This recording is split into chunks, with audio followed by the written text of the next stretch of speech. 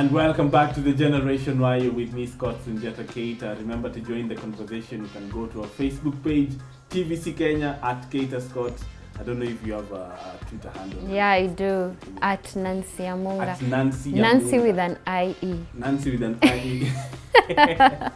Of course, and the hashtag is Generation Y, so keep the conversation going. Let's talk. Nancy, before we went on break, you had talked about your company, how you started off.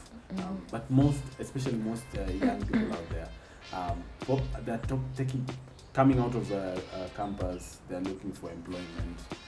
Do you think entrepreneurship possibly is going to be, is it a bubble that's going to burst, or is it something they should really be attracted to?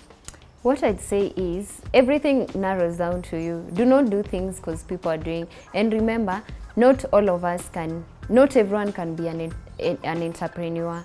And doesn't mean that when you're employed that you're doing nothing. No. Yeah. So just see what you can do. You can either go into entrepreneurship or get employed, because there are people who are very aggressive in employment because they're always in the office by maybe 6 or at times even 5. Yeah. And these people are so good at their jobs and at what they're doing. Yeah. So don't just move at now because the word around is entrepreneurship. Because after the GES, now everyone was an entrepreneur. Like everyone wants to be an entrepreneur. Yes, and everyone was calling themselves an entrepreneur. So please know what you're doing, of course. Know what you can do. Yes. Amazing stuff. And how the internet buzz, of course, is everywhere. Tech, everyone is being tech. Yeah. Is there any way that the internet is helping your company and the organization to move on and to supply its products effectively? For me, I tell people, when you go into Facebook, it's called idle chat. Doesn't help. You know, you can use Facebook. Actually, Facebook is free. When I started, I think all my clients, I got them through Facebook. Wow. Because when people are chatting, people posting photos of where they were, blah, blah, blah. Me, I'm busy checking out. These people have sponsored their page. Kwani, who are they? I go into them and then inbox them directly. And then I tell them, now give me your contacts or your whatever. And then I send everything to them. Yeah. So utilize Facebook, utilize Twitter. Yeah, we do not have billboards yet. Of course, hope one day we will. It's expensive. And it's expensive. But use what you have. I always repeat that statement. Use what you have. Exactly. And as a PR, of course, you're a PR expert right now that you have your own company. That's a big name, but I accept.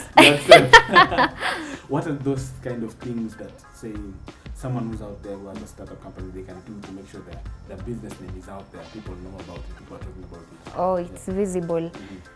When you're marketing, even on Facebook, you don't just market once and then go to bed and then sleep. No, if you realize big brands, I was asking someone, something like Coca-Cola. Who doesn't know Coca-Cola soda? Even your great grandmother, mgeni alikuwa akikuja, kama si chai ni soda. Letea mgeni soda. Leta soda, sindio? But why are they still advertising? They run adverts up to now. Everyone knows them. Yeah. Ukienda mashinani huko Shago, unaambiwa mtu na umesimama na wapi? Hapa mali kumeandikwa Coca-Cola. You get. So everyone knows it. It's a landmark name. But they're still advertising. So you don't advertise once and then make noise with your brand. Of course, noise in a good way. Like make people remember it.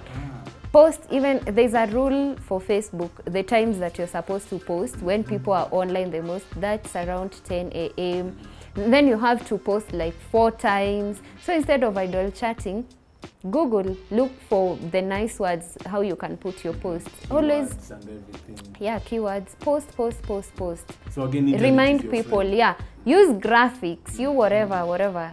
Remind people, trust me, you'll get clients out of Facebook. My first clients came from Facebook. Actually, almost all of them. Yeah. And how do you guys keep so that people are always looking for you guys? We look for us. Oh, wonderful. This is PR. Yeah, this is PR. Probably some invoices. Yeah, you'll throw them our way. Yeah. Exactly. So that's it. And then we get a lot of referrals. Like I told you, our work is so good. I'm so proud of my riders and my team. Our work is Shout good. out So to those riders. Doing a good job. yes. So we get referrals, a lot of them. When you serve a client, of course, they refer others. Or they even tell you, have you tried this ones? I've worked with them and maybe they might need this. Not that you're talking to them to come to you. Maybe they might need this, blah, blah, blah. And then you go to Google. Google is my friend. You Google about them. What do they do? Nini? So that when you go to make that presentation, you know from A to Z about them and why they need you. So again, word of mouth is a big thing. Yeah, word of mouth is a big, especially when you're starting out. You know, you don't have money to go on tele and advertise and pay for the airtime. So you need people. If I serve you right, you'll bring in another person, another person, another person. And then even if you don't bring them to be your clients, they'll know there's something like this that exists. Because if we serve you from your office, of course your colleagues will be like, oh, which one is that? Ah, okay, sawa. So it will have registered. Yeah, and again, coming back to the team, looking at how you run your business. Say someone out there has a business. Is it advantageous or is it recommended to run everything by yourself, chief of everything officer, or is it also good to have a CFO, a CTO, as in delegate those services? Those big names. Yeah, exactly. What I always tell people is, of course, when we start out, we are the CEOs, you know, like you create, make the business, like executive director, managing director, whatever. What are you managing? It's about the roles. Okay, it's good to have those names. Because they are prestigious. Yeah, because they are, and then people like, and then people like talking to, you know, CEOs, so, but it's all about the roles. When I tell my team, this title, okay, we just give it because, you know, people have been socialized to know that who am I talking to, Nini? But it's all about the roles, what you're playing. So even when you're a director, there are roles that you need to play, yeah? And then when it's someone, of course you'll be your own T-girl, you'll be your own messenger, you'll be your own everything, yeah?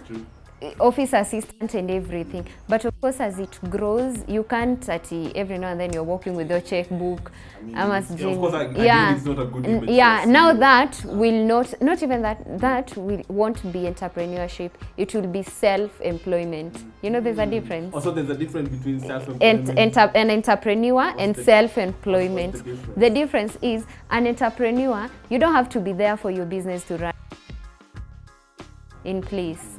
You get everything run even when you're not there, things run. Even when you umeenda sijui wapi, things just run. But self-employment, you have to be there for things to run. When clients come, they ask for you. So yes, if you die, the business is gone. Wow. So that's the difference. That's what people don't know.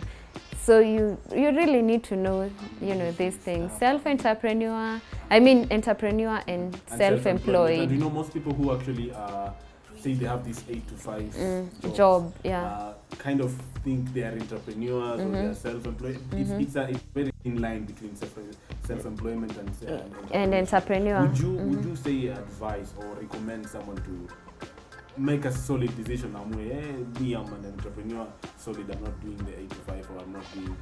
Okay, now let me tell you. There is entrepreneur, there is self-employment, and there is now that someone who's employed. Those are 3 different things. Someone who's employed, you go to someone's office, work for them from 8 to 5. Someone who's self-employed, you don't work for someone, but you work for yourself. But you're always there for the business. You're always there for the business to run. Yeah. But an entrepreneur, you do not have to be there because you have to go outside, look for other businesses. Yeah. But then again, even if you have to, when you're starting out, you have to be your own T-girl, whatever.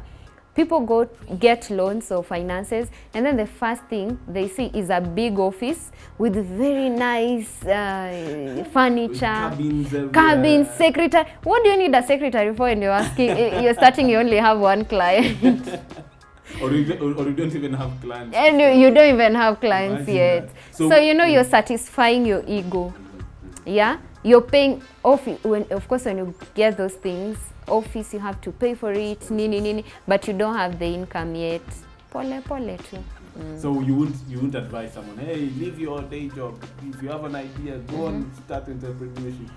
I'd say there are people, like I said, doesn't mean that when you're employed you cannot think or sijui your what, no.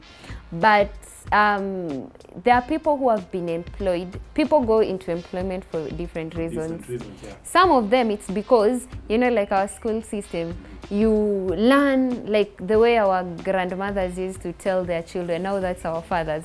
Go to school, learn, get a good job. Yeah. So there are those people when they know I have to go to school, learn, get employed. That's number one. There are those people who just want to go into employment first to get the experience and the exposure before they start their own thing. Because in business, experience, exposure is a...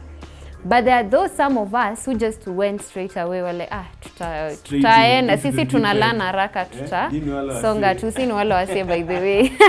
Amazing conversation here on the generation. We'll be right back.